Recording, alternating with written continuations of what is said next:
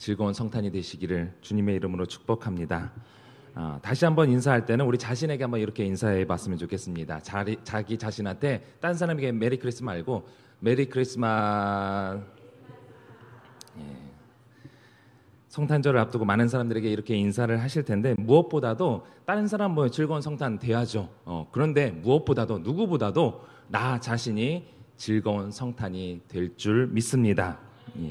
제가 신대원 다닐 때 매주 2번 화요일 금요일에는 그 외부에서 이제 오신 강사님들, 목사님이라든지 뭐 선교사님들이 오셔서 그 예배를 드리는 채플 시간이 있었습니다. 그런데 누구였는지는 제가 기억은 안 나는데 한 강사분이 나오셔서 이렇게 얘기를 하시는 거예요.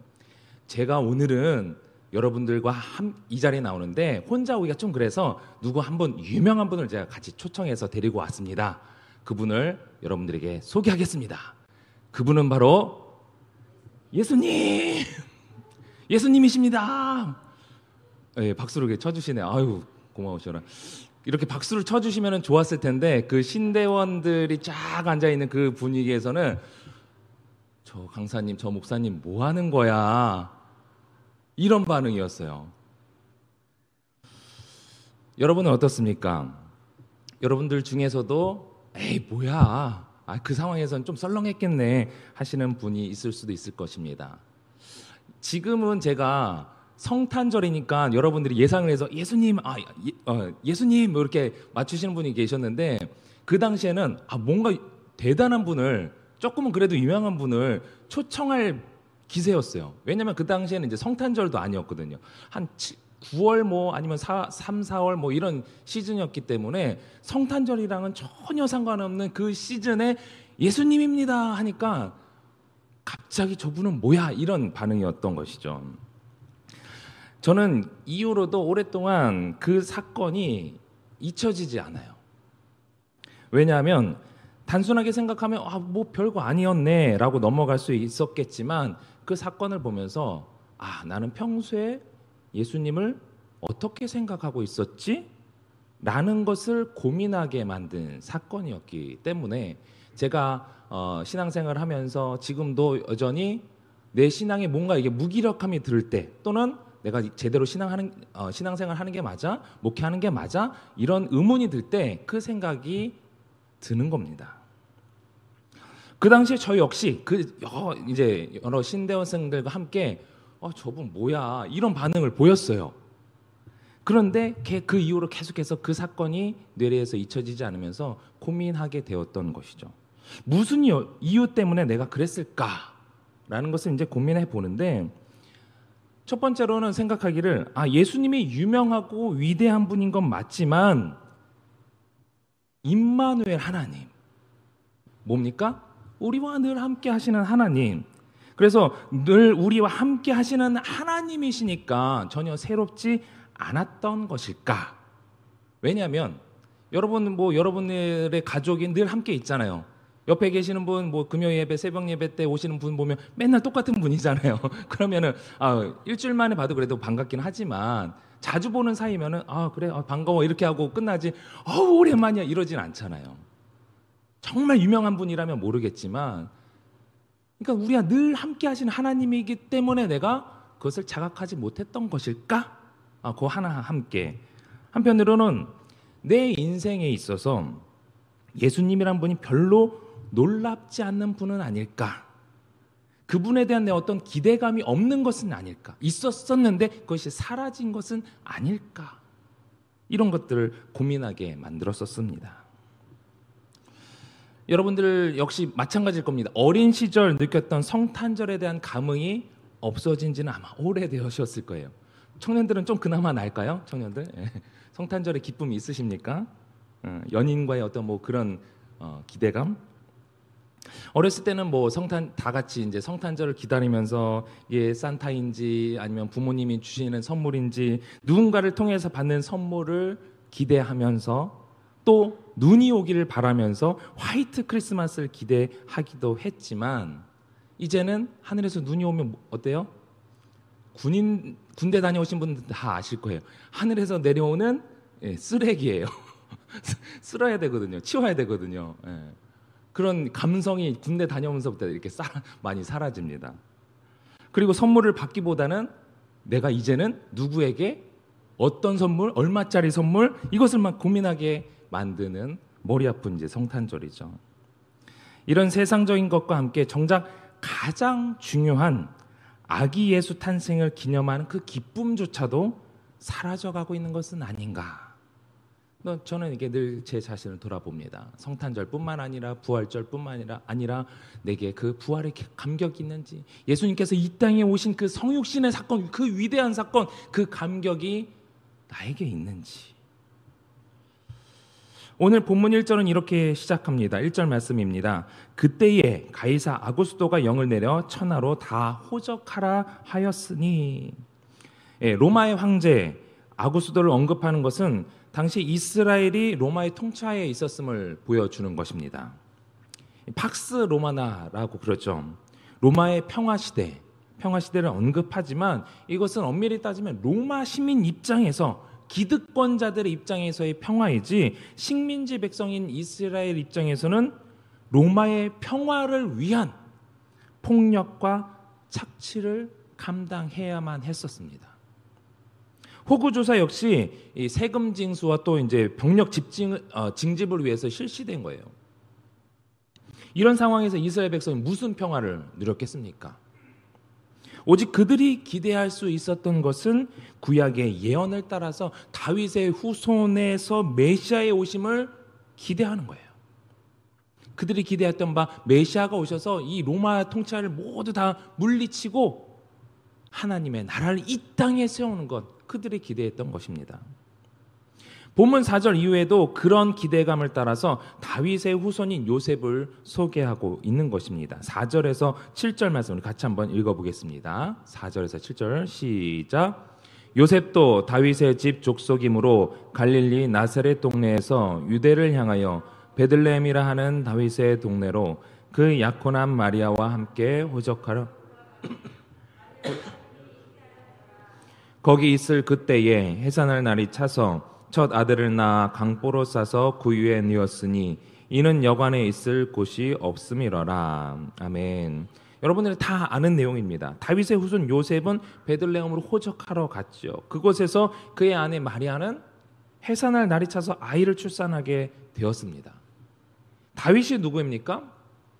이스라엘 민족을 대표하는 왕이었죠. 그의 후손이라 하면 왕의 후손입니다. 그 혈통을 따라 탄생하게 되었다면 우리는 그분의 화려한 탄생을 기대하게 됩니다. 그런데 이 메시아 예수님은 평범한 사람이 있는 집도 아니고 구유라는 초라한 장소에서 태어나셨어요. 구유라는 그 초라한 장소에서 만왕의 왕이라고 하시는 분이 태어나신 것입니다. 우리는 예수님을 생각하면 고귀한 이미지로 생각하기 마련인데요. 그렇지 않다고 제가 이제 새벽에 말씀드린 바가 있습니다. 갈색 장발의 미남형이 예수님이 아니라 심지어 구유에 예수님을 그린 그 성화들을 보면요, 지저분한 거 하나 없죠. 깨끗하게 치워져서 그런 가운데 예수님이 탄생한 것으로 우린 보여져요. 그런데 쉽게 그냥 소, 가축, 말들이 거기서 이제 자라는 그 환경을 한번 생각을 해보십시오. 깨끗하겠습니까? 상상을 해보십시오. 똥냄새가 여러 분 냄새가 날 거예요. 그렇게 예수님의 모습이라고 묘사한 여러 가지 화려하고 멋진 이미지를 통해서 한편으로 우리 역시 속고 있는 것은 아닌가 생각이 됩니다. 예수님은 저렇게 조명이 확 비춰지는 그런 곳에서 태어나셨어. 고귀한 이미지로만 우리는 생각을 하죠. 그런데 그렇게 보았던 예수님의 화려한 모습이 한편으론 나 역시 내가 예수님을 믿으면 그런 화려한 조명 속에서 내가 스포트라이트를 받고 내가 뭔가 유명한 사람처럼 될 것 같고 사람들이 날 알아줄 것 같고 그런 기대감 속에 우리가 신앙생활을 하는데 실상 그렇지 않잖아요. 우리는 성화를 통해서 또는 영화상에서 봤을 때 예수님의 멋지고 화려한 모습 잠깐이라도 십자가에만 잠깐 그렇게 낮아져서 우리는 그렇게 생각하지 않나요?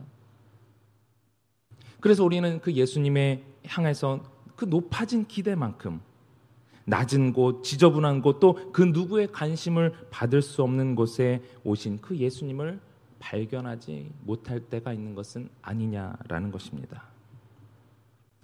이사야 53장 2절에는 분명히 말씀하고 있습니다. 예수님 메시아에 대한 예언인데요. 그는 주 앞에서 자라나기를 연한 순 같고 마른 땅에서 나온 뿌리 같아서 고운 모양도 없고 풍채도 없은즉 우리가 보기에 흠모할 만한 아름다운 것이 없도다. 예수님을 봤을 때 와, 예수님 아기 예수 탄생했을 때 와, 화려한 흠모할 것이 없다라고 분명하게 되어 있습니다.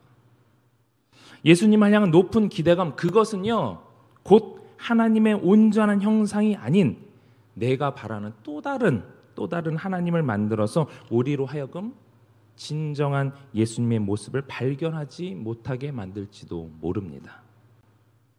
예수님과 함께 나의 겉모습을 고귀하게 만드는 순간 우리는 낮은 곳에 임하신 예수님을 만나기가 쉽지 않아요. 그렇기 때문에 하나님께서는 한밤중에 양떼를 지키는 초라한 목자들에게 이 만왕의 왕이신 예수님을 맞이할 수 있는 그 특권을 주신 것 같습니다. 10절에서 12절 보면 목자들에게 천사가 나타나서 이렇게 전합니다. 천사가 이르되 무서워하지 말라. 보라, 내가 온 백성에게 미칠 큰 기쁨의 좋은 소식을 너희에게 전하노라. 오늘 다윗의 동네에 너희를 위하여 구주가 나셨으니 곧 그리스도 주시니라. 너희가 가서 강보에 쌓여 구유에 뉘어 있는 아기를 보리니 이것이 너희에게 표적이니라 하더니,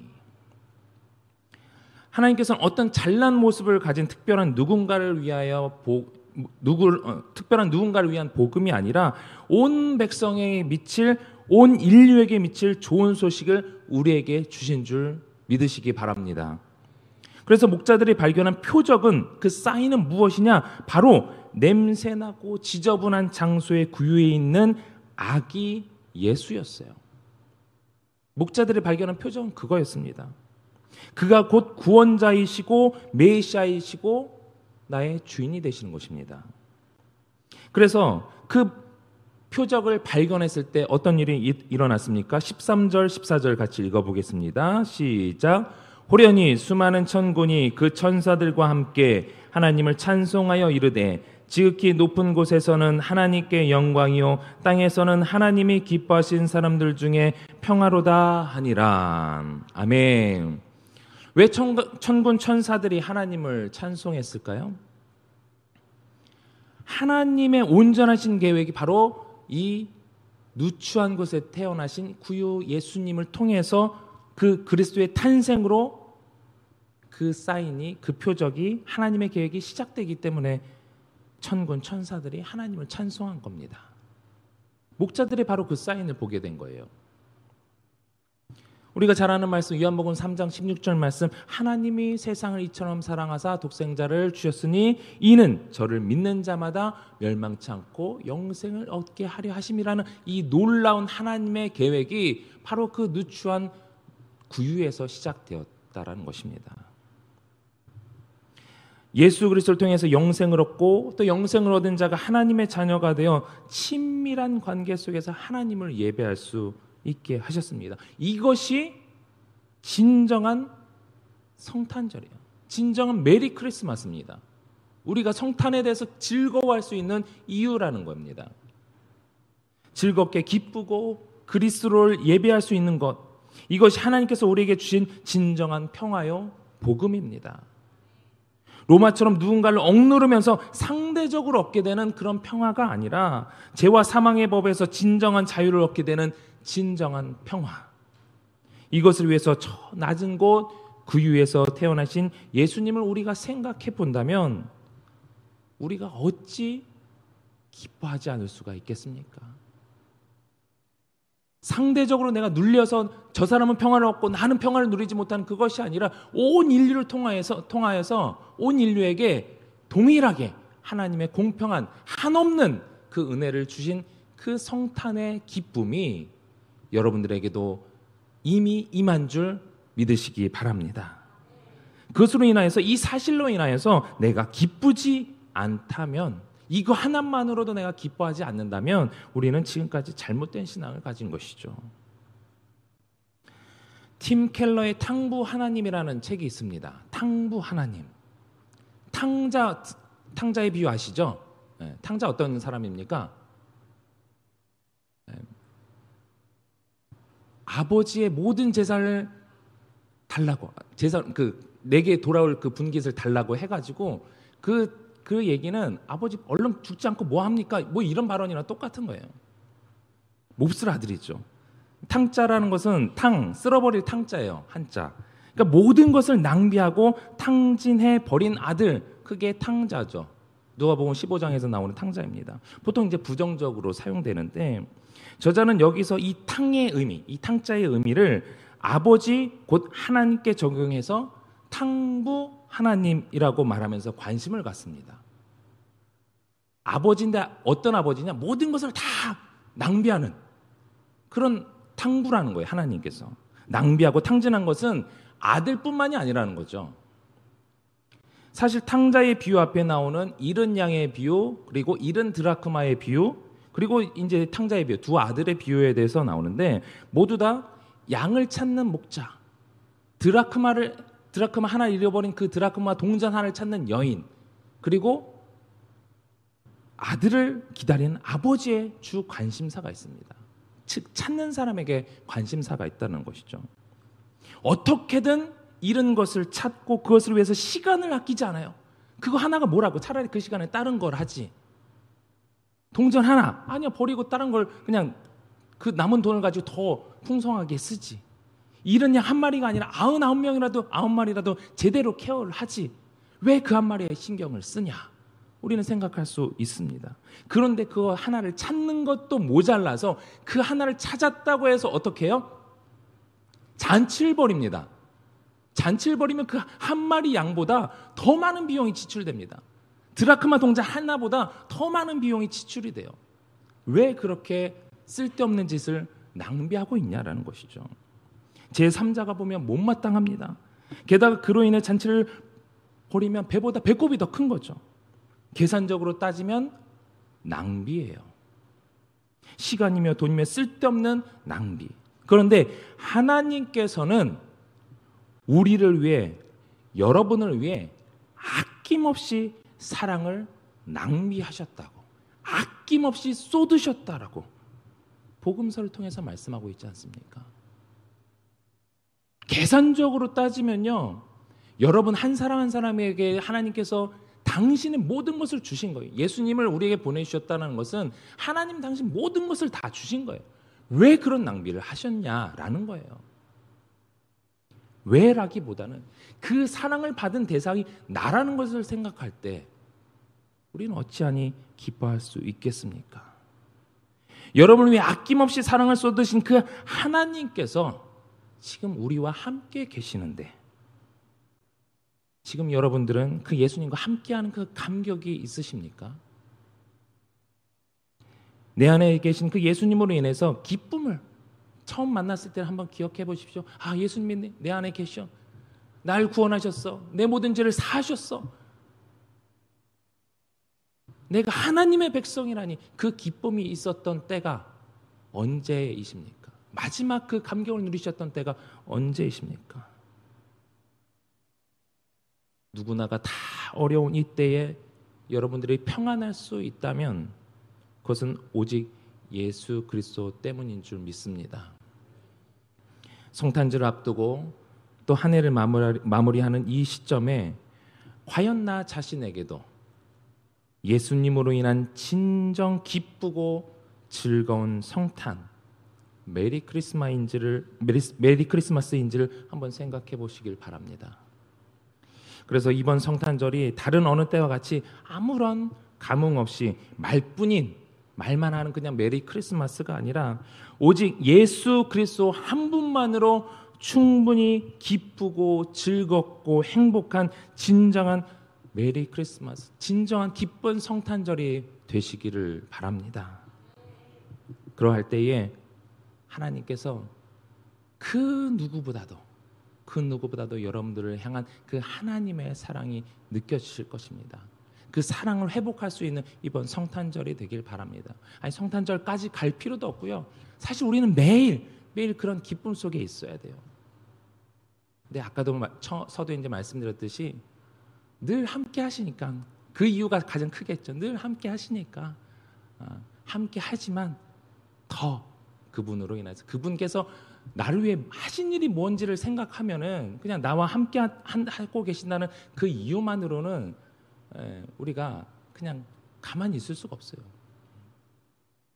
여러분을 행하신 그 일들을 우리는 말씀을 읽으면서 또 설교를 들으면서 찬양하면서 그 가사 하나하나에 얼마나 큰 하나님의 놀라운 사랑이 있는지, 그 깊은 사랑이 있는지 기억하시고 감격하면서 이번 성탄절 또 올 한 해를 마무리할 수 있는 여러분들이 되시길 바랍니다.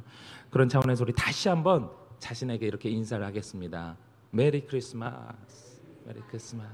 즐거운 성탄 되시길 바랍니다. 우리 함께 기도하겠습니다. 주신 말씀 기억하면서 함께 기도하실 때에 낮은 곳에 임하신 그 예수님의 사랑을 기억하면서 또한 우리 역시 그러한 섬김의 모습이 있게 해달라고. 제 3자가 볼 때는 야, 그거 뭐야? 왜 쓸데없이 그런 섬김을, 왜 봉사를 하고 또 선교를 하고 왜 전도를 하고 왜 네 시간을 낭비해? 그럴 수 있을지 모르지만 하나님께서는 아낌없이 당신의 모든 것을 주셨다는 것을 기억할 때에 우리의 섬김이 더욱더 풍성해지기를 소망합니다. 그래서 이번 성탄절이 나에게 진정한 기쁜 성탄절이 되게 하시고 또 나의 삶에 있어서 올해 잘 마무리하겠지만 내년에는 더욱더 하나님께서 기뻐하시는 섬김의 풍성한 열매가 있게 해달라고, 또 2023년 12월인데 한 해 잘 마무리하게 해달라고 기도하시고 우리 둔촌동 시대가 활정이 열리게 해달라고, 또 다음 세대의 부흥을 위해서 또 각자의 기도 제목을 놓고 우리 주님 3번 간절히 부르고 통성으로 기도하겠습니다. 주여 주여